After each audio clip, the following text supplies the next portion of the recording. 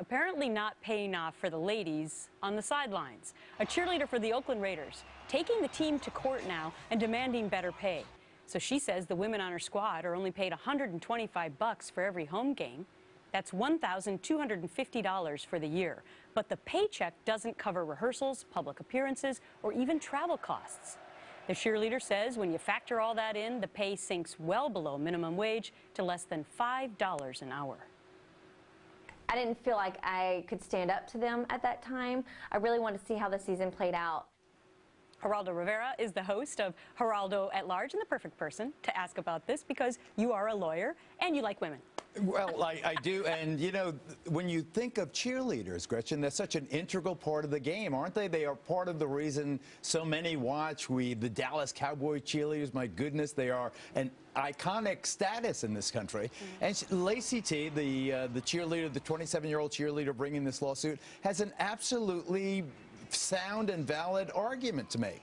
When you factor in they get tanning, they get the gym workouts, they have to pay to get audition, they have to get workshops so they can do well in the audition. They're out of pocket $500 just to get the job, and then when they get it and get paid, some of the teams pay as low as $75. The Washington Redskins reportedly. You're right. So you have a situation there where they really are working below minimum wage. So you have a woman on the sidelines working all day long, getting $5 an hour, and a guy on the field getting a couple of $100,000. I was just going to say the dichotomy between the two is so enormous. I mean, the NFL or the teams certainly have enough money to pay more than minimum wage for these cheerleaders who, by certain standards, bring in more notoriety sometimes than the players. Well, in Oakland's case, the team has done so badly. I think the Raiderettes are the most attractive thing about that team, clearly.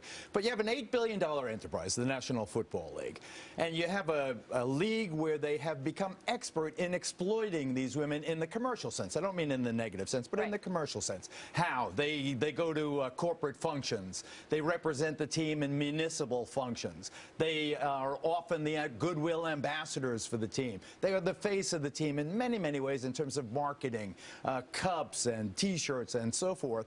So for them to be compensated at this, you know what is interesting, and I think that you and I were talking about it before we even came on the air, how no one has even thought of this before the lawsuit. You never think, you assume that they are being fairly compensated. So do you think, as a lawyer, that they have a case? I think they have an absolutely sound case. Now look at what's happened in the news business. In fairness to the Football League, look at our business. We used to have routinely unpaid interns. Why can you get unpaid interns? Because everybody wants to be on television. Right. Everybody wants to be in the news business. So there's a tremendous demand for those positions, and then you have the hope ultimately of being paid adequately to pay yourself back for all the time when you work for nothing or for very, very little. It's the same thing with these cheerleaders. They want to be on the field. They want to be a part of that glamorous world. So here you have a perfect combination. You have sex and violence. That's the great appeal of football, and yet you have a situation now it is revealed that these women truly are being exploited by enterprises that are so very, even the Oakland Raiders, the least valuable NFL franchise, makes millions of dollars, and here you have a situation, no, I'm just talking economically, in terms of the, their bottom line, but they could certainly afford to pay a living wage to these women. All right, well, we'll wait and see where this case goes because it's class action, so other teams' cheerleaders could also. There's 26 squads, and they're all watching. Join in. Geraldo, have a great show this weekend. Thank you, Gretchen. Thanks, Geraldo.